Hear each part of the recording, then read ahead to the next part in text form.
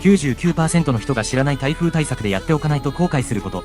5選。特に最後の2個は 99% の人は知らない大事なことについて話しているので、最後まで見てね。1、バルコニーの掃除。バルコニーの排水溝にゴミや落ち葉が溜まっていると、豪雨時に水が溜まりやすくなります。掃除をしておくことで浸水のリスクを減らせます。2、お風呂に水を溜める。台風による断水に備えて、お風呂の水を溜めておくと便利です。トイレの水や生活用水として使用できます。3、停電対策。停電用に懐中電灯や携帯ラジオ、モバイルバッテリーを用意し、充電を満タンにしておきます。4、車の駐車位置の工夫。風の影響を受けにくい場所に車を駐車し、フロントガラスを建物の方に向けて止めることで飛来物からの損傷を防ぎます。5、重要書類の保管。重要な書類やデータは防水性のある袋に入れて保管しておくと浸水から守ることができます。